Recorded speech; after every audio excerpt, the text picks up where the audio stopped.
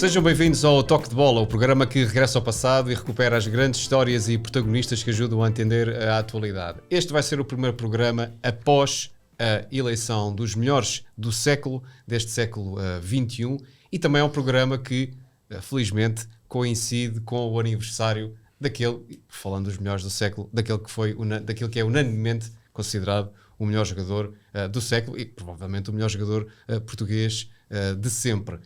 Paulo, talvez fosse interessante, já que estamos a falar de balanços e também de Cristiano Ronaldo, irmos a uma altura muito específica da história. Se calhar diria que seria giro irmos ao dia do primeiro jogo, da primeira internacionalização de Cristiano Ronaldo, ainda no Sub-15, 24 de fevereiro de 2001, termos aqui alguém que tenha estado nesse jogo. O que é que achas, Rogério? Acho bem, só que temos um problema. Eu estive a ver a ficha desse jogo e é difícil encontrar algum dos jogadores que estiveram presentes, portanto, portugueses. Se calhar é melhor irmos pela seleção nacional. Não sei o que é que tu achas, Fernando. Se calhar. Professor Carlos Diniz, bem-vindo ao Toque de Bola. Obrigado. Vou-lhe ler aqui um pequeno excerto de um texto que saiu no jornal A Bola, assinado pela nossa antiga colega Catarina Machado, um beijinho para ela, já agora. Este é o último parágrafo que fala aqui de um jogo Portugal-África do Sul, que Portugal vence por 2-1, e diz o último parágrafo: a seleção africana ainda viu um golo bem anulado por fora de jogo por Boy Mossia, mesmo em cima do final da primeira parte, um cruzamento, igualmente de Ricardo Costa, lança o sportinguista Cristiano Ronaldo para a marcação do segundo golo. Não é preciso dizer mais, mas este foi o jogo onde Cristiano Ronaldo se estreou. Que memória é que tem deste jogo deste momento? Antes de mais, agradecer é um privilégio estar aqui convosco e recordar esses momentos. Realmente já passaram muitos anos, não é? Algumas memórias positivas. De facto, era a primeira internacionalização de todos, não era só do Cristiano, era de todos. Tínhamos sempre ali alguns cuidados suplementares relativamente a isso e nomeadamente deles saberem o hino nacional, que nem todos sabiam. A verdade é essa, é que a esmagadora maioria não sabia e nós tínhamos algum cuidado, entregávamos sempre uma folhazinha A4 com o texto do hino e ensaiávamos ali um pouco, havia assim, alguma inapetência, digamos assim, para cantar e para saber a própria letra do hino. Eram alturas talvez mais difíceis. Depois, eu penso que depois do 25 de Abril houve ali uma fase em que nem sempre o hino tinha o mesmo significado que depois voltámos a ter. Ou seja, que isso marcou a educação, e que isso marcou a educação daquela geração de miúdos que acaba por... Exatamente, acho que sim. O que é facto é que nos poucos treinos que tínhamos, havíamos sempre esse cuidado. No final do treino, lá recolhíamos, lá dávamos a folhinha da A4 e todos tinham uma, e depois ensaiávamos, mesmo até no campo, chegávamos a fazer isso. Era uma particularidade da altura, porque sempre que havia jogos de seleção, o que é que acontecia? Nós, quando avistávamos no autocarro o estádio que íamos jogar, cantávamos o hino dentro do autocarro. E depois, obviamente, cantávamos no estádio, não é? Quando era a altura de tocar o hino. Era sempre uma forma de chamarmos, não é, o grupo e da concentração do grupo. Era tradição. Penso que ainda se canta, não sei se canta ainda no autocarro ou não, mas o que é facto é que era grande tradição. É engraçado, eu nunca tinha ouvido, não sei se vocês já tinham, a necessidade de ter que ensinar o hino hoje. Já agora fazia-lhe uma pergunta. O Ronaldo, em algumas entrevistas, ou muitas entrevistas que deu, disse que ficava bastante irritado quando era gozado pelo sotaque madeirense que ele tinha. Nessa altura já se notava isso? Ele teve dificuldade em cantar o hino, perceptível, digamos assim? Eu acho que sim, quer dizer, a memória já é muito remota relativamente a alguns pormenores, naturalmente. Não tenho recordação de, pelo menos junto ao staff, que houvesse essas questões, não é? Por vezes, às vezes, brincadeiras deles, é bem capaz que isso acontecesse, porque naturalmente, às vezes, o sotaque madeirense nem sempre é fácil, especialmente quando falam muito rápido, não é?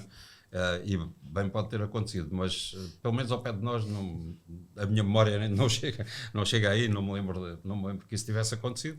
Sei é que de facto depois o hino nem sempre foi bem cantado de uma forma geral, mas o que é facto é que lá fomos caminhando nesse aspecto e nos outros, que era sempre porque aquelas primeiras referências do jogo e daquilo que pretendíamos do nosso modelo de jogo de seleção era ali a primeira experiência, digamos assim.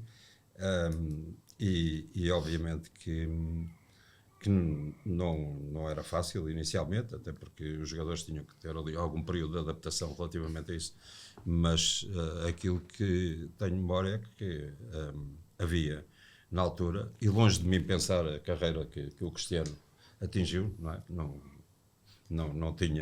Não tinha essa perspectiva, nem de perto nem de longe, que poderia atingir patamares que atingiu, mas que havia algumas coisas que era diferenciador, naturalmente, isso sim. Antes de mais, só dizer que é um prazer estar aqui com o professor, porque faz-me lembrar aqueles primeiros anos de jornalismo em que íamos ao Estádio Nacional ver os treinos das seleções jovens. Muitas vezes associa só as gerações de ouro, ou, por exemplo, ao professor Carlos Queiroz, mas eu lembro além do professor Carlos Diniz, Agostinho Oliveira, Rui Caçador, Silveira Ramos, António Violante, eram tudo nomes com quem nós estávamos ali junto à linha lateral, aqueles campos secundários do Estádio Nacional. Outros tempos mesmo. E, que não sei se seriam melhores, não sei se seriam piores, sinceramente, muito, mas pronto. Sim, havia uma proximidade, Sim, nós estávamos a falar com os treinadores enquanto o treino estava a decorrer, pelo menos com um deles que estava ali, normalmente o adjunto, ali mais próximo da linha lateral. Portanto, havia muita proximidade. E queria deixar esta palavra também, que acho que às vezes nos esquecemos que essas gerações de ouro não nasceram de geração espontânea. Houve treinadores no Sub-15, antes de serem campeões do mundo Sub-20, e de aparecerem na seleção A, houve também outros treinadores que começaram mais em baixo. O que eu lhe perguntava, professor, em relação ao Ronaldo, essa primeira internacionalização, como é que ele era como jogador? Como é que era como pessoa? Se já tinha aquele espírito de liderança que tem hoje? Como é que ele era? Sim, o Cristiano realmente tinha essa capacidade de ser espontâneo, não é? Não tinha medo de falar, é verdade, não tinha muita inibição nesse aspecto. E dentro do jogo diria que tinha aquela preponderância de ser um pouco ele e a bola, não é?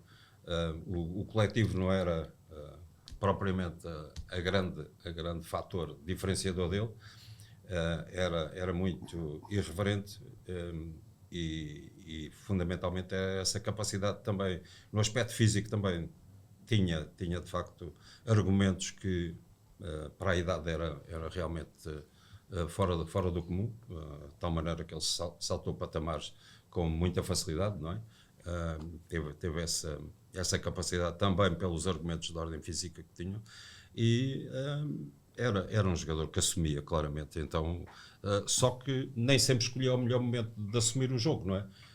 O tal 1 contra 1, a capacidade de desequilibrar do jogo era fundamental. Era extremo já puro? Sim, era extremo, chegava na aula normalmente. Questões táticas não eram com ele? Sim, e em termos táticos, obviamente que não era muito pouco rigoroso. Eu posso até contar um pouco mais à frente que fomos um campeonato da Europa de Sub-19, aliás o primeiro europeu de Sub-19 foi em 2003, de boa memória, que fomos campeões de Sub-17 em Viseu, e depois fomos ao Liechtenstein, era o campeonato da Europa de Sub-19, e havia a possibilidade de levar o Cristiano.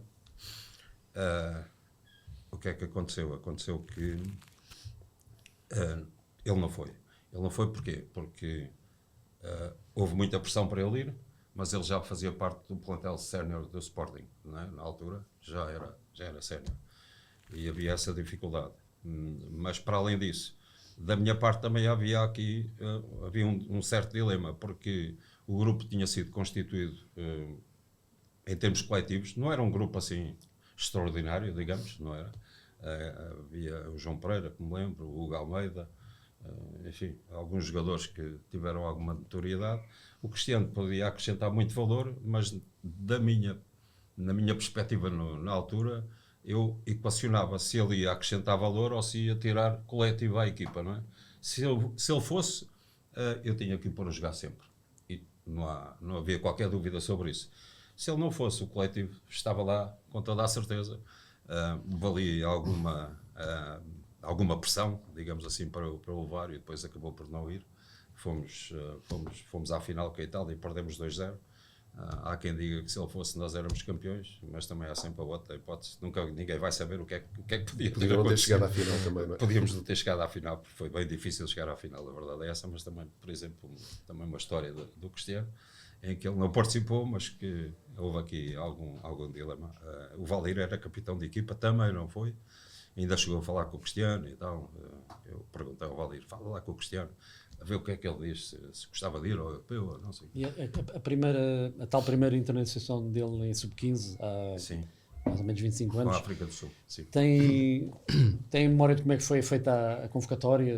A convocatória foi na base da primeira triagem, que era normal fazer, que resultava daquilo que tinha sido as observações ao torneio Lopes da Silva de sub-14, não é? E a generalidade dos jogadores foram convocados por isso, porque se tinham notabilizado no torneio, era senso comum da equipa técnica nacional que observou o Lopes da Silva, só que o Cristiano não tinha participado no Lopes da Silva, não é? Não tinha participado, tinha sido detectado um problema cardíaco. Aliás, isso foi detectado num treino, salvo erro, num jogo de treino da Associação de Futebol de Lisboa, em que ele teve aí alguma reação que eu não sei determinar qual foi, naturalmente não estava presente, e depois foi recomendado que ele parasse a sua atividade. Entretanto, voltou à atividade, nós tínhamos referência e sabíamos daquilo que ele poderia valer, já naquela altura, naturalmente, e achámos que era importante ele estar logo presente. Também não era muito comum nós chamarmos jogadores que não participassem no Lopes da Silva, mas em função das circunstâncias e daquilo que reconhecíamos em termos da capacidade dele, achámos que era importante ele estar presente logo naquela primeira convocatória. Mas um treinador como o seu caso, que passou por tantas gerações, muitas gerações passaram pelas suas mãos, e às vezes a memória nem sempre consegue depois captar tudo, mas tendo em conta depois o desenvolvimento que o Ronaldo foi tendo, se calhar, não sei se até que ponto é que a sua memória foi selecionando momentos. Eu gostava de perguntar, recorda-se de momentos, algum momento marcante logo destes primeiros tempos com o Cristiano, seja dentro de campo, seja fora, algumas conversa, por exemplo, que lembra-se de ter tido com ele? Há um episódio engraçado que ele passou muitos patamares, não é? E depois foi convocado para uma seleção de sub-18 e era um torneio de Lisboa. Momentos completamente distintos. Onde é que nós ficávamos alojados? No Parque de Campismo de Monsanto. É verdade. Outro mundo. É outra parece realidade. que não há 20 anos as coisas eram muito realidade. diferentes. Era um torneio de Lisboa, ficámos no Parque de Campismo de Monsanto. No Parque de Campismo de Monsanto havia lá uns carrinhos dos funcionários, não é? Para se deslocar. O que é que aquela gente se lembrou, não é? Começar a andar naqueles carrinhos e fizeram naturalmente porcaria. Não é? Fizeram porcaria. Então, foram-me chamar a atenção e eu tive que falar com a equipa e quem assumiu as despesas foi o Cristiano. Foi ele que assumiu logo e disse que tinha sido ele o responsável e que não sei, e tal, pronto, lá conseguimos gerir a coisa, não se passou mais nada desse tipo, mas pronto, por exemplo, Ele era, portanto, podemos dizer que ele era reguila, mas ao mesmo tempo líder. Sim, exatamente. Ele tinha essa capacidade de ser um indivíduo que era capaz de fazer algumas coisas, digamos, em termos de comportamento não as indicadas, mas o que é facto é que assumia isso com toda a naturalidade e não tinha qualquer pejo em assumir tudo o que fazia. E depois chegava ao campo e dizia, pronto, e resolvo, não é? E depois resolvia, é verdade. Professor, depois lá dentro do campo resolvia. A propósito um bocadinho dessa capacidade de resolver, nós hoje muitas vezes ouve-se muita gente dizer que o Ronaldo é acima de tudo um produto de trabalho. E é verdade que ele tem uma ética de trabalho que é conhecida por todos. Mas ouvir o professor falar, estamos a falar de um talento nessa idade que era tudo menos só trabalho, não é? Portanto, o talento dele já era bem visível nessa altura. Sim, o talento era visível, indiscutivelmente, e conforme ele foi crescendo enquanto enquanto jogador e enquanto pessoa, não é? Enquanto atleta, digamos, foi-se percebendo que ele tinha realmente aptidões fora do comum e que, em termos individuais, tinha a capacidade de desequilibrar, de assumir, e fundamentalmente, parece-me que há uma coisa que foi decisiva na carreira dele, porque os jogadores podem ser muito bons com os pés, mas a mente manda em tudo, não é? E ele sempre teve essa capacidade e sempre essa ambição, porque ele teve uma personalidade sempre muito forte, muito vincada, e acho que isso é que o levou a atingir o que conseguiu até hoje, não é? Acho que teve muito a ver com isso. Obviamente que se não tivesse talento, não conseguiria, não é? Mas tendo o talento, tendo a capacidade de trabalho que ele sempre demonstrou, em termos psicológicos, digamos, em termos da capacidade de pensar longe e querer ser sempre mais, acho que isso é que levou a diferença. Ele já vos dizia que queria ser bolador e queria ser o melhor. Já nessa idade? Eu lembro, e eu não assisti, mas o meu amigo Rui Oliveira costuma dizer em alguns cursos de treinadores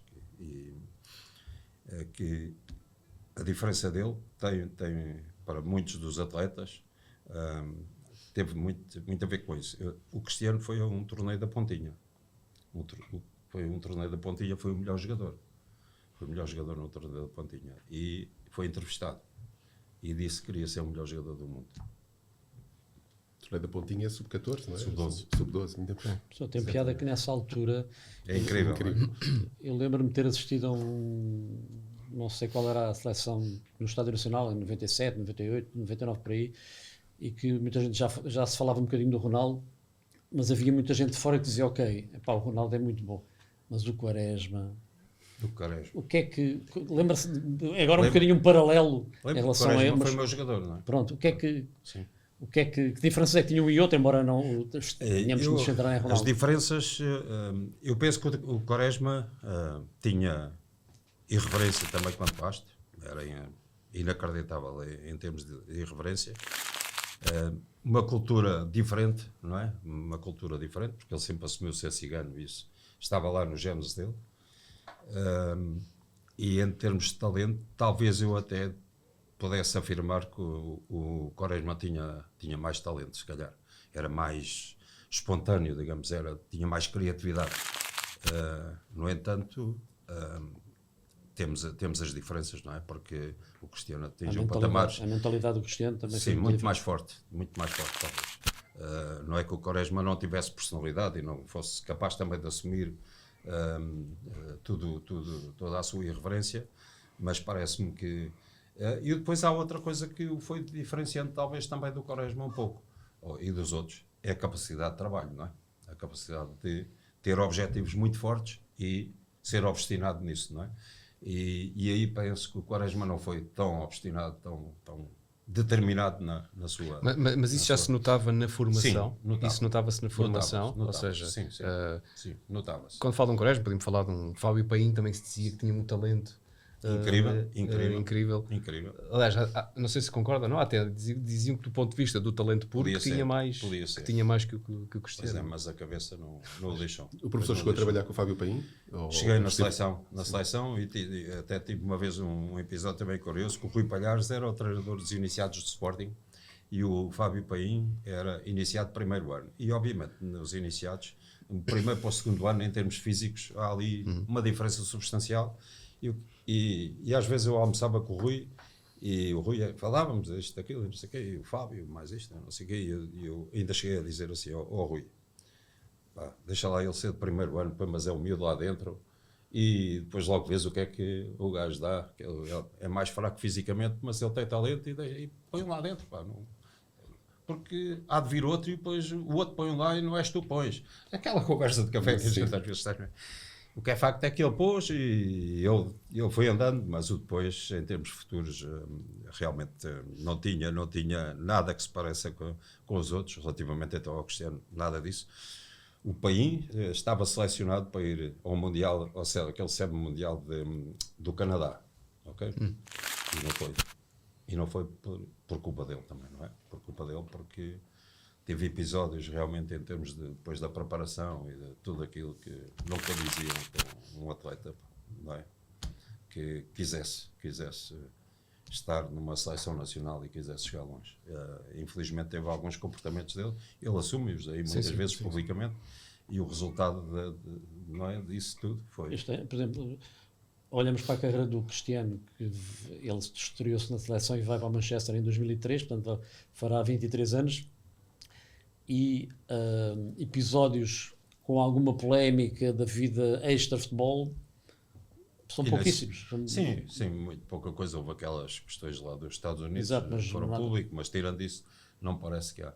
E ele soube gerir tudo isso muito bem, não é? Mas ele, quando era mais novo, por exemplo, notava, lembra-se de ele ter vamos dar um exemplo, se dizia que um exercício tinha que ser assim, com esta intensidade ou com esta repetição, com este... Ele queria fazer questão de ser mais rápido que os outros, fazer tudo. Sim, ele sempre teve essa capacidade de ser profissional no verdadeira acessão da palavra, não é? Quando era para fazer, tinha que se fazer com atitude, com comportamentos sérios. Por isso ele sempre teve esse tipo de... Parece-me que isso é que marcou muito a carreira dele e ainda, no fundo, de alguma maneira, continua a marcar, porque não é normal alguém jogar ainda, não vamos discutir o nível competitivo, não é, em que ele está, mas não é normal jogar aos 41 anos, jogar aos 41 e ainda fazer os golos que ele faz. E acima de tudo, a ambição que ele tem, a ambição que de querer marcar, demonstrar. de querer continuar a atitude dele sempre teve este tipo de comportamento, sempre foi um tipo muito sério naquilo que fazia, e isso determinou muito, na minha perspectiva, aquilo que foi o percurso dele. Não é? O que é engraçado que eu noto muitos miúdos agora da formação, que apesar de não terem apanhado o Ronaldo no seu prime, como eles dizem, ele continua a ser a principal referência para esses miúdos, mesmo não o tendo visto jogar. Mas, ou seja, e que muitos querem não imitar por não querer beber uma bebida alcoólica, pelo culto do corpo. Eu noto isso muito na formação, e eles não viram o verdadeiro, digamos, aquele Ronaldo do United e, acima de tudo, do Real Madrid. Eles têm muito acesso ao YouTube, hoje em dia tem perceber essa particularidade, aquilo que ele fez. Hoje, mas não veem como hoje sendo o melhor. Claro que e o que é que acha? Qual é a sua opinião pelo facto de, apesar de tudo, ele ser a referência e não ser, por exemplo, um Bernardo Silva, um João Félix, o próprio Vitinha, Bruno Fernandes? Eu acho que isso é uma coisa muito difícil de explicar, por um lado, nos tempos de hoje, mas o que é facto é que ainda na última grande competição se percebeu o envolvimento do Cristiano, não é? Aquilo a atração que tem, que ele no fundo deixou de ser uma personalidade só, mas uma marca, não é? Uma figura uma referência, digamos, não é? E talvez também por isso é que continuo de alguma maneira a ser seguido e a ser uma personalidade em que os mais jovens ainda percebem que tem que ser alguém a seguir, não é? Porque realmente é inacreditável como é que se consegue construir uma carreira ao alto nível tantos anos seguidos, não é? E isso também marca, não é? Porque chegar ao topo é difícil, muito difícil. E manter o topo de um atleta no alto rendimento, acho que realmente não é fora do comum, pronto, na minha perspectiva. Não é? Só tem alguma influência, já li algumas teorias sobre isso ou não, de que, por exemplo, o facto de ele não ter nascido numa classe média alta e nem sequer média, enquanto, por exemplo, o Dani nasceu numa classe altíssima, o facto de nascer portanto, a envolvência toda dele ser quase de pobreza extrema, não sei se de pobreza extrema, mas de alguma pobreza, claro, isso pode ter influenciado as características de garra, de aptidão dele para a competição? Pode ter influenciado, não é? Pode muito bem ter. Apesar dele, enquanto jovem, não me parece que tivesse grandes referências, não é? Para a sua atitude, para o seu comportamento. Mas o que é facto é que aquilo era intrínseco, não é? Era algo que estava dentro dele e que ele conseguiu desenvolver. Porque alguém que vem de uma ilha, não é? Com a idade que ele veio, para uma grande cidade, sozinho, e ter, claro que teve momentos difíceis, naturalmente, não é? De saudade, tudo isso, não é? Mas consegue chegar a patamares destes e saltar a escada completamente, não é? Porque eu há pouco estávamos aqui em off a falar, ele era juvenil e já jogava titularíssimo dos juniores do Sporting, não é? Ou seja, ele 16, 17 anos já jogava com jovens de 19 anos, 18, 19 anos, e era no Sporting, não é? Não era noutro clube qualquer, e jogava e fazia a diferença. Quem consegue isso é porque realmente no seu interior tem algo completamente distinto da maior parte das pessoas, não é? Obviamente que o contexto em que ele nasceu, em que ele viveu de grande dificuldade, não é? Porque essa era a verdade, não é? De grandes dificuldades, naturalmente e provavelmente também o ajudou a crescer alguém e querer ser diferente e viver de uma maneira diferente daquela do contexto que apareceu, não é? Que viveu durante alguns anos, não é? Também me parece que isso pode ter ajudado, mas só ele é que pode responder de uma forma mais afirmativa a tudo isso, não é? O professor há bocado falou no Fábio Paim como um exemplo de um jogador que prometia muito e depois não conseguiu se ingrar. Há mais exemplos desses que se recorde, jogadores que na formação pareciam craques, pareciam jogadores que iam vingar depois como cianos, que não tenha acontecido, assim um ou outro exemplo. Sim, o Fábio Paim realmente é uma das grandes referências negativas nesse aspecto, isso aí indiscutivelmente poderia ter sido um atleta também de eleição. O irmão do Quaresma, por exemplo, foi um talento que passou também pela formação do Sporting e tinha muito talento, mas que nunca ninguém ouviu falar dele porque realmente ele não tinha a tal capacidade interior, não é? para poder sobreviver. O próprio Dani, que também foi meu atleta no Sporting, era um talento, no Sporting, um talento incrível, não é? Incrível, mas com a particularidade diferente do Cristiano, não é? É que o Dani nunca amou o jogo, não é? E isso também faz a diferença, não é? Quem gosta do jogo tem sempre algo mais a dar e a poder sobreviver neste meio que é muito difícil, não é? Que as pessoas acham que é fácil às vezes, mas não é assim tão fácil de facto.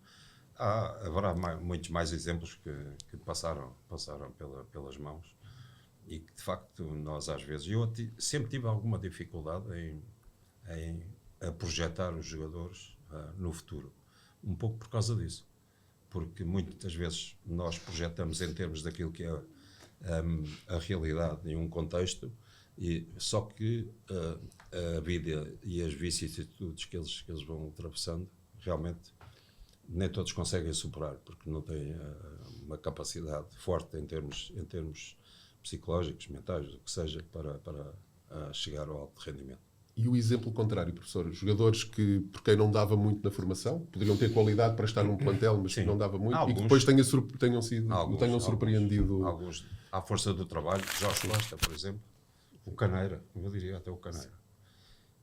Porque jogadores que fizeram grandes carreiras. Grandes carreiras, e que não era suposto terem se calhar, chegado a patamares tão... O Andrade, por exemplo. O Andrade, médio, defesa, sim. São jogadores que, em termos da formação e do seu percurso inicial, ninguém diria que talvez atingissem. O Cédric, por exemplo, estou-me a lembrar, que era médio na formação, que teve grande dificuldade em adaptar-se, pelo menos no aspecto mental, ao lateral, e digo eu que se ele não fosse lateral direito nunca tinha conseguido chegar aos níveis que chegou, não é? Campeão da Europa. Há um jogador que para mim é dos mais extraordinários jogadores dos últimos 20 anos e que se calhar também, presumo eu que também tenha trabalhado consigo, que é o João Moutinho. Sim. Em que patamar é que o colocava nessa... Parecido com o Ronaldo, por exemplo, de capacidade de trabalho muito grande, ou nem por isso? O João sempre foi muito sério, é verdade. O João faz parte da equipa de sub-17, foi campeão da Europa em Viseu. E não era titular nem de perto nem de longe. De todo. era o António Vilente, o treinador principal, eu fazia parte da equipa técnica, e o João Moutinho não era, nem foi, naquele torneio, um titularíssimo. E o que é facto é que aqueles que foram titulares, nesse torneio, o João passou à frente de todos. Sim. A verdade é essa. Que eram os médios já agora? Não Que é um me jogador recordo. do João Coimbra, João Coimbra. era aquele que chamávamos o Maradona. Exatamente, como é que é o nome dele? Não me recordo agora. Márcio. Márcio Sousa, se não me engano. Sim. E de facto o João foi também um daqueles casos de trabalho, não é? De dedicação, de competência. Era um jogador que sempre movimentou muito e às vezes em privado nós falávamos e a minha opinião também era essa no momento. Assim, o João movimenta muito, trabalha muito, mas às vezes parece que sai pouco dali, não é? Parece que não... Porque ele nunca foi um desequilibrador. O João Moutinho nunca foi um desequilibrador. Se calhar é um equilibrador quase. Não é? Ele desequilibrava através do passe e da visão de jogo, da capacidade de leitura do jogo, mas nunca foi um desequilibrador. Nós estamos habituados é um tipo que parte por cima e desequilibra e arranja espaço e não sei o quê. O João nunca foi bem isso. É um pensador dentro de campo, não é? Que é uma coisa bem diferente. E o que é facto é que há essa capacidade que ele teve e que desenvolveu e que melhorou, lhe deu realmente é preciso essa termos grande capacidade. Muito cuidado com o que falamos e com o que dizemos e como se analisa até determinado tipo de idade. Muito cuidado. Que é para o bem, que é para o mal. Não é? Porque assistiu a coisas, dê-me assim um exemplo de coisas que eu tenho assistido e que a propósito disso. Há muitos jogadores que realmente haviam, eu lembro até de seleção nacional, havia jogadores que foram de seleção nacional na formação e que alguns colegas e que diziam, e comparações, às vezes que se faz, não é? Vai ser o Baresi, vai ser o não sei o quê, por aí adiante, e o que é facto é que o tal que era o Baresi não chegou a lado nenhum. E depois, às vezes, aqueles que já falámos que se calhar nós não projetávamos que iam chegar a patamares de rendimento elevado, o conseguiram, não é? O melhor jogador do Campeonato do Mundo 91 foi o Peixe, e que depois não teve o salto. Isso, não teve aquele salto. E o Peixe, eu estava no Sporting, quando o Peixe era juvenil, e jogou treinador de júniores do Sporting, Bastos, o Bastos, sim. E o Peixe enchia as medidas ao Bastos, não é? O que é que aconteceu? O Peixe, naquela altura que não era muito vulgar isso acontecer, era juvenil, passou para os júniores e jogou sempre nos júniores a época inteira, porque era um jogador que realmente tinha uma capacidade incrível. O que é facto é que foi o melhor jogador do Mundial de Lisboa, teve uma grande projeção nessa altura e provavelmente ficou um pouco aquém daquilo que se esperava dele em termos da capacidade de atingir níveis bem mais elevados. Isso pode não ter sido só de âmbito futebolístico, porque às vezes há fatores que batem e às vezes há conversas que nós apanhamos e às vezes há jogadores que chegam ao alto rendimento e se desiludem um pouco com tudo aquilo, não é? Também pode ter algum fator associado a isso. Desculpa, Fernando, o professor falava no início da conversa da questão mental e é isso que às vezes é mais importante do que jogar bem com os pés, é essa questão. Eu acho que isso é determinante.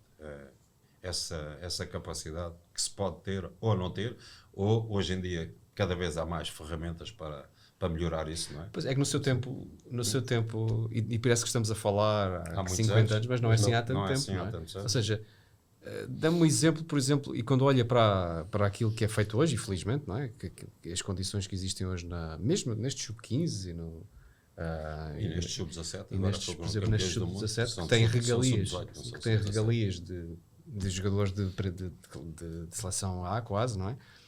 Dê-nos um exemplo, por exemplo, como é que era no seu tempo selecionar jogadores, a parte logística. Era tudo diferente. Os treinadores tinham que fazer, tinham que ser muito mais do que treinadores, não é? Sim, era e selecionadores. Parte de campismo, por exemplo. Por exemplo, não é? E na Atel era frequente, não é? Hoje há uma cidade de futebol para isso. Hoje há a cidade do futebol. Andávamos sempre a casa às costas. Era difícil porque dependíamos sempre muito de nós, éramos poucos e dependíamos um pouco da informação dos nossos amigos, treinadores, dos clubes, mas a informação é sempre o que é, não é? Porque quem informa daquilo que é dele É sempre relativo, nunca é. Pode exagerar um bocadinho. Pois. Mas nunca houve é- algum amigo que diz: pá, há aqui um miúdo chamado Madeirense, Cristiano Ronaldo. Não sei. Essa não foi assim. Essa ou não foi assim. Essa Como não foi a assim, primeira porque ele vez já que- estava referenciado. Que Essa ouviram já falar estava nele. referenciado. Qual foi a primeira vez que ouviram falar nele? Na Federação? Ainda foi onde ele jogava na Madeira, já no Sporting? Não, já no Sporting. Já no Sporting. Eu só tenho memória que ele já estava cá no Sporting e através, penso, nem sei se cheguei a falar com o Aurélio, mas talvez sim, também com o Aurélio. E tínhamos de facto essa referência que ele era atleta que poderia. Também conhecia os selecionadores de Lisboa, penso que era o Luís Guilherme, que era colega também, que tem andado aí no futebol também. Na altura era ele o selecionador, não sei se o Nuno Naré já estava ou não, que depois o acompanhou bastante, fundamentalmente o Nuno Naré no centro de estágio do Sporting, foi uma das pessoas que fez ali uma ponte que o ligou. Mas realmente já me perdi um pouco relativamente à questão. Eu acho que Não, era a propósito das condições. E é Das engraçado, condições, pois. As porque eu lembro quando condições teve aqui o Carlos Godinho, por exemplo, Carlos ele falava, por exemplo, que alguns jogadores tinham alguns problemas de Sim. nutrição. Sim. Não apanhou isso também? Sim, havia com poucos hábitos, realmente. Alguns com algumas dificuldades, pior que ainda que os hábitos, não é? E apanhávamos muita coisa que... tinham que fazer uma. Uma- Carlos Godinho, quando dizia-nos, alguma levavam umas chandes e educação. uns Sim. iogurtezinhos para eles comerem, etc. Sim, e havia... Mas que não havia orçamento. E que a Federação Sim. muitas vezes Cortava. proporciona nisso. Sim, não, nós passávamos ali alguma, eu não vou dizer dificuldades, porque realmente trabalhar num contexto de seleção nunca podemos estar a dizer que estamos a sofrer de dificuldades, porque os tempos eram todos diferentes, não eram só diferentes na seleção, não era diferentes também nos clubes, não é? Porque as condições que E os as clubes têm exigências hoje, não eram as que existe hoje. claramente, não é? Porque hoje temos Se nutricionista, alguém temos não- psicólogo, temos o que ajuda, um prof que ajuda relativamente à área escolar, que era uma Quando coisa que estão em nós não estágio, por tínhamos. Passávamos horas e dias e acompanhamento escolar quase não havia, não é? Nem conseguiam quase- exigir, olha, tu se, Não, não, não se tiveres negativas não não. podes vir. Não podiam fazer isso. Nem nos passava pela cabeça. Seriamente, nem nos passava pela cabeça, porque ali não podíamos estar preocupados com isso. Hoje em dia a Federação, e muito bem, tem esse tipo de acompanhamento, por isso há uma clara evolução, não é? A todos os níveis, porque nós, visto agora, tínhamos muitas dificuldades, mas na altura, se calhar não era assim tantas dificuldades, não é? Porque o contexto era diferente. Nós, por exemplo, para termos um vídeo que fosse de um treino nosso, isso era dificílimo, não é? E um vídeo do adversário, complicado. Não é? Era tudo um bocado assim, não é? Era difícil. Hoje em dia, as equipas técnicas da Federação realmente são muito alargadas, têm tudo isso, e antes as coisas não eram assim tão fáceis, de facto. E ainda bem que mudou, não é? Ainda bem que as coisas evoluíram. Agora temos aqui uma pergunta que Nós, não sei se- nós geralmente temos sempre aqui uma foto para, que pedimos para, e que teve sempre a ver com o tema, que pedimos para o nosso convidado adivinhar, e que vai à contra daquilo que acabou agora de dizer, de propósito do adversário, que é, temos aqui alguém que estamos aqui a falar do programa todo, e ao lado dele tem um jogador. O problema dessa foto é que com problema- outra luz. Exatamente, mas depois isto na edição, Não, depois na consegue ver. edição Não, o farão- prof consegue ver de costas. não, ok. Consigo terminar. que é um rapazinho que foi suplente numa seleção que venceu a seleção sub-17 de Portugal em 2004 no europeu de 2004, portanto venceu por 3-1 Portugal. Quem é este jogador que foi suplente mas que virou um craque mundial? Lembras-te qual era a seleção que venceu Portugal neste europeu? A seleção é França, pronto. Sim. E que ele foi suplente, nem sequer foi titular. Jogador francês. Jogador francês.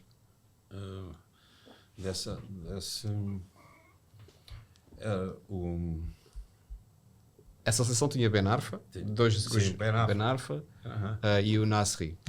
E o Podemos Nasri. dar uma pista que é ponta de lança. Este é ponta de lança. E eu estava a falhar Está a jogar na Arábia Saudita e está agora em litígio com a Liga Saudita.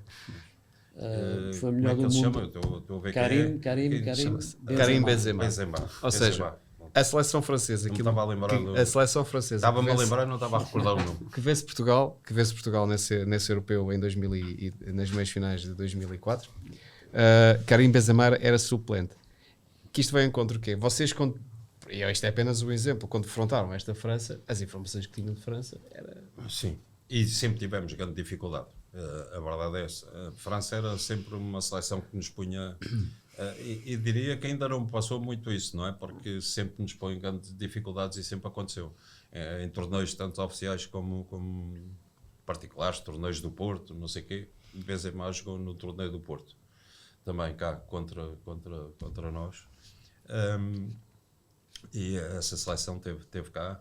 E o que é facto é que sentíamos sempre grande dificuldade, porque a França é uma grande potência, isso está fora de questão, sempre teve grandes jogadores, sempre recorreu muito ao mercado montenegrino, não é? Sempre teve jogadores realmente de origem africana, que em termos físicos muito fortes, sempre normalmente, e com talento, naturalmente, não é só as capacidades físicas, e a França sempre nos colocou muitas dificuldades, não é?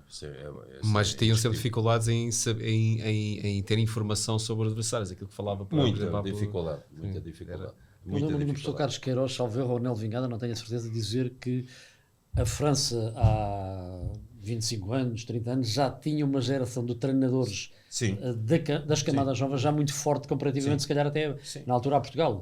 Já estava um bocadinho à frente dos métodos. Em termos organizativos, a França sempre foi um país, em termos organizativos, que nos superava de longe, porque há muito tempo que só ascende à Primeira Liga Francesa quem tiver academia, não é? Não é? Isto não é de agora. Isso já é uma lei antiga. Já é bem antiga, não é? Já para falar em Clairefontaine, da seleção da própria Sim, mas o facto de própria federação, mas a Clairefontaine agora tem uma série de... serem obrigados a ter academia de formação. Nós nem de longe nem de perto, ainda hoje isso não acontece, não é? Ainda hoje isso não acontece. Por isso também transmite a capacidade organizativa de um país, que realmente tem uma capacidade de escolha também, não é? Tem um volume de jogadores imenso, não é? E que realmente em tudo isso depois traz mais valias, naturalmente, não é? Porque tendo uma triagem muito mais alargada e tendo uma capacidade organizativa, uma federação francesa que sempre foi forte, não é? Sempre foi forte na formação de treinadores, sempre foi forte nos quadros competitivos.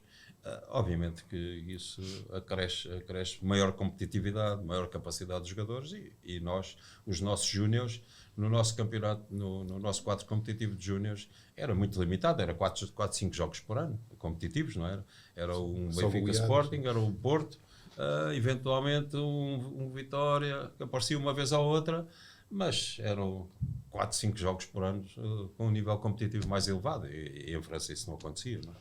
O professor acaba por apanhar uma fase de uma certa transição também, não é? Ou seja, esteve 12 anos na federação, acaba por ver uma espécie de organização quase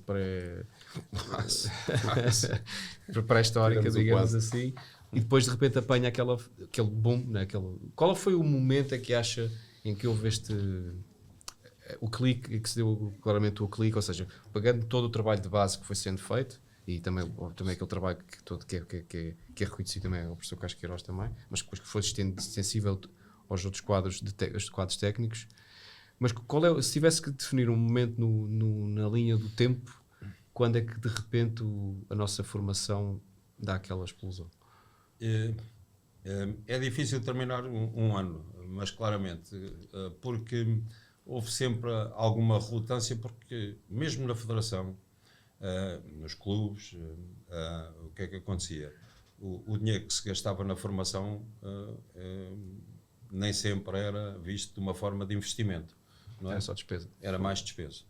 Eu lembro de muita conversa de altos dirigentes em que sistematicamente diziam coisas desse género, não é? Felizmente a mentalidade mudou.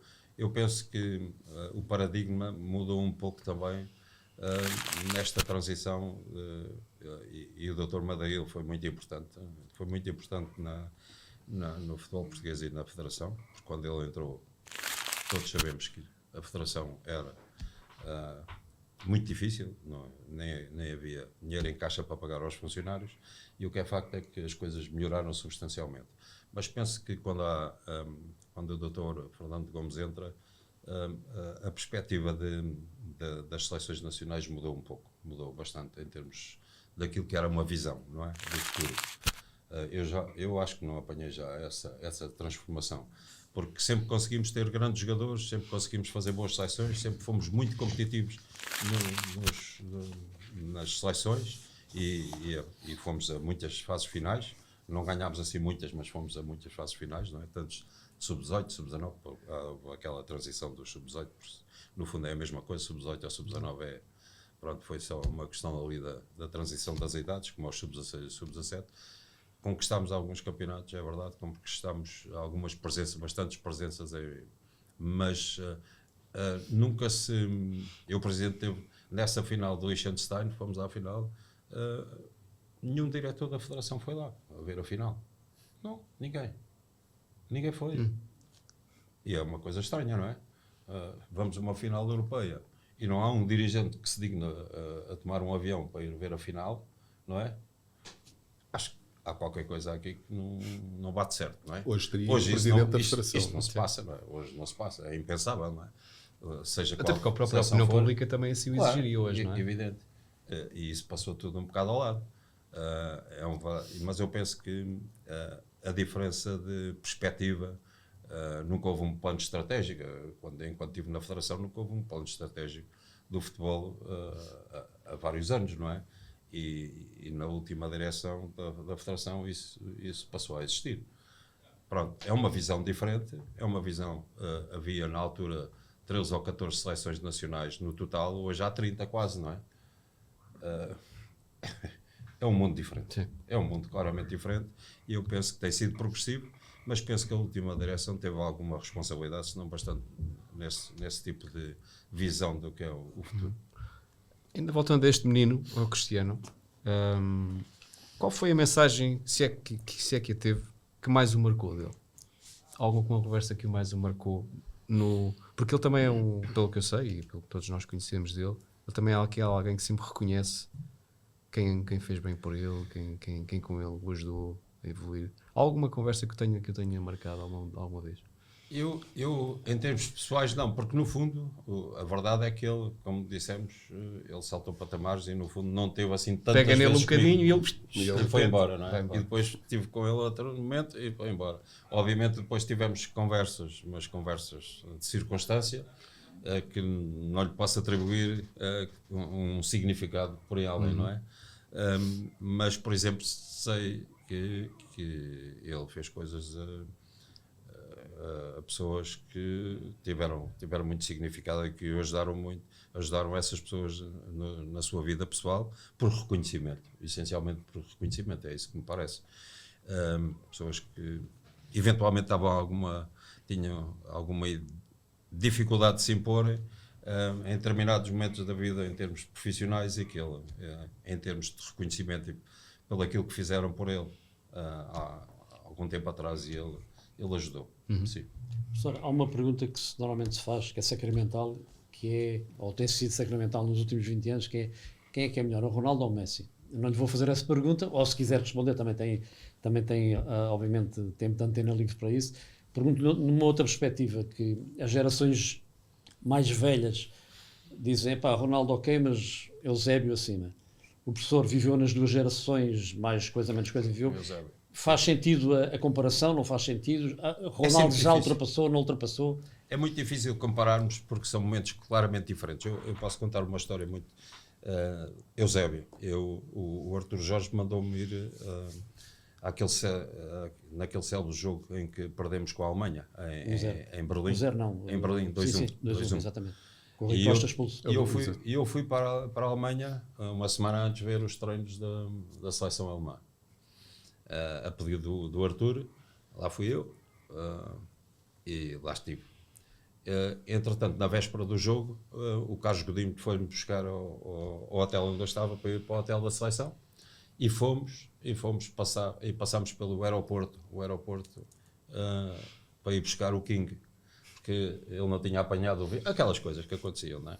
Ele não tinha apanhado o avião, então foi no outro dia e nós fomos. Entretanto, o Eusébio chegou no átrio do aeroporto, estamos a falar há muitos anos, não é? Em 97, 98. Não, 97, não, 97. Antes Para o do Mundial Não, de é 98. para o Mundial de 94, de 98. É 97 o E o jogo. que é que aconteceu? Quando nós demos por isso, o Eusébio estava inundado de alemães por todo lado a pedirem-lhe autógrafos. E estamos a falar, não havia redes sociais, televisão pouca, não é? Relativamente Internet pouca. quase zero. Internet é mentira, não existia. E aquilo marcou-me, porque realmente é inacreditável, não é? Como é que aquele camarada chega ali e de repente, não é? Fica inundado de gente à volta dele a pedir, e tivemos ali um monte de tempo à espera que ele despachasse aquela rapaziada toda, e depois lá fomos embora. Isso marcou-me um bocado, porque no fundo aquilo arrastava o Mundial de 96, não é? Em Inglaterra, não é? De 66. De 66, que ele teve aquele grande protagonismo. Agora fazermos comparações, eu depois acompanhei o Luís Figo nas seleções, não é? Sim, por vezes esquecemos do Figo também, para patamar grande. Acompanhei o Luís E Figo. também trabalhei com ele no Sporting também. E trabalhei com ele no Sporting, sim. E depois nas seleções, que a equipa de sub-21 ia sempre junto com a equipa nacional A, e obviamente partilhávamos as coisas. O Luís era incrível quando chegava a qualquer lado, não é? Havia só segurança para o Luís Figo, não é? Que é outra personalidade. É verdade, mas nada se compara àquilo que o Cristiano. Claro que os momentos são diferentes, não é? Em tudo, não é? Em tudo, na visibilidade, nas redes. Como é que era o Figo, professor? Como profissional? O Figo era um Ele já, profissional. ele na formação Mas, já se só antecipava? para encerrar esta questão, só para perceber. Mas o que o Rogério perguntava Era a diferença. o futebolista. O futebolista em Vamos si. esquecer agora a parte Pronto. exterior. Agora, Eusébio, eu tive a oportunidade de o ver algumas vezes, não é? Ainda eu era... Adolescente. Sim, mas ia ao estádio ver. E de facto era um... Eu acho que o Eusébio era aquele talento daquela irreverência, daquele futebol de rua, chamemos-lhe assim, não é? Um futebol diferente. Obviamente que as equipas não têm nada a ver em termos organizativos do que hoje são. As equipas hoje são muito mais compactas, muito mais difíceis, mas o Eusébio era uma coisa inacreditável em termos da capacidade física e desequilibrar, e partia para cima deles todos, e depois tinha uma potência de remate inacreditável. Não era tanto pela criatividade também, mas pela capacidade que ele tinha, não é? Demonstrava da espontaneidade, da força, do entusiasmo do jogo. Partilhei com ele também depois, posteriormente, algumas coisas, e ele, aqueles velhinhos, coitados, não é? Aquele já estava tudo destruído. O Cristiano não é que seja assim tão diferente neste tipo de questões.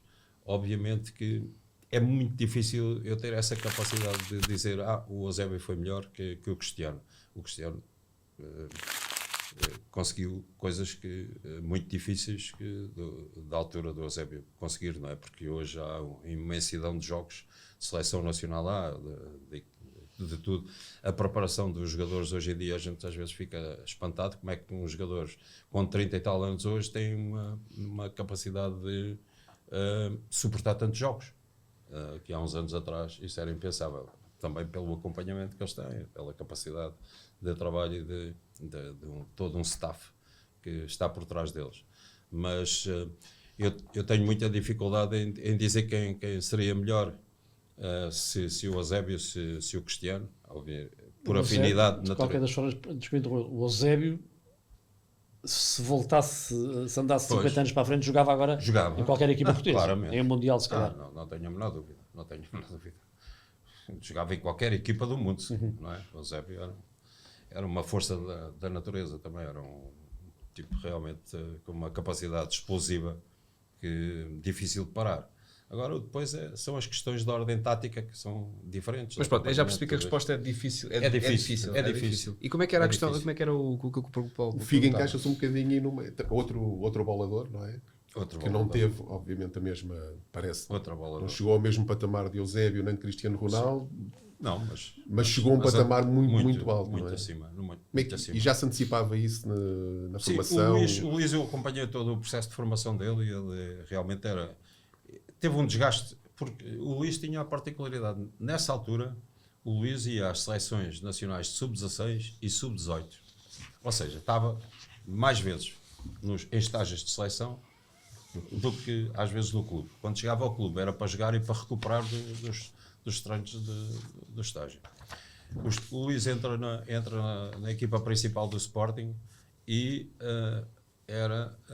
digamos que não foi nada querido pelos adeptos do Sporting, porque caía, porque, sei lá, aquelas coisas assobiavam, porque ele estava sempre no chão, porque tinha as meias para baixo, eu não sei o quê. Teve ali alguma dificuldade de integração naquele primeiro ano de sénior no Sporting, mas o que é facto é que o Luís teve capacidade, foi profissional, a verdade é que ele foi profissional. Também nunca se ouviu do Luís coisas estranhas, não é? Por aí, não é? Mentalmente muito forte também. Não é? Mentalmente muito forte, muito determinado, obstinado, e com talento também, não é? Talento, porque o Luís era talentoso, a verdade é essa. Era um jogador que é muito profissional na minha perspectiva. Abriu a porta, né? Temos aqui umas paginazinhas da bola que gostava que não que comentasse as primeiras, mas comentasse a última, que é a primeira, que o Cristiano Ronaldo dá uma entrevista à bola, cuja capa é "Quer fazer melhor do que Figo", assinado, está check. Temos outra que é "Trabalho para ser o melhor do mundo", check. Como brincadeira dizemos, e agora quero perguntar se acredita que vamos ter um novo check, que é quando ele diz espero ganhar um campeonato do mundo, espero ganhar um mundial. 41 anos em julho. Como é que vê essa possibilidade que agora 11 milhões de portugueses esperam, se calhar desde 1966? Eu parece-me que as expectativas estão a ficar muito elevadas, não é? Estão a ficar demasiado elevadas, na minha perspectiva. Podemos ser realmente uma seleção, e temos talento quanto basta e capacidade organizativa. Não parece que possamos ser os grandes candidatos. São provavelmente um pouco outsiders, tudo isso, mas que temos alguma possibilidade, isso acredito que sim, não é? Talvez também, sendo português, acredito que sim. Por tudo, não é só por ser português, naturalmente, é porque reconheço que na seleção há muito talento. Obviamente o Cristiano está numa fase já completamente diferente da carreira, obviamente que está. Pode ajudar em determinados momentos. É uma competição de grande nível e eu estou convicto que ele tem uma grande ambição também de querer ser campeão do mundo. Seria algo que quase eu não digo impensável, mas realmente muito, muito difícil, mas que há sempre a possibilidade, não é, de sermos. Temos argumentos, não é? Temos argumentos, só que há grandes seleções, não é? Há grandes seleções e não é de todo fácil, não é? Um Brasil é sempre candidato, uma Argentina é sempre candidato, uma Alemanha, uma França, não é? São sempre candidatos, a Inglaterra, eventualmente, quem sabe. E o professor, como treinador, como é que iria gerir esta questão do Ronaldo com 41 anos? Pois, joga, não joga? Como é que se consegue explicar ao Ronaldo, vais ficar no banco e joga outro? Mas eu penso que nesta fase da competição em que estamos e na fase em que ele está, tem que ser gerido, na minha opinião.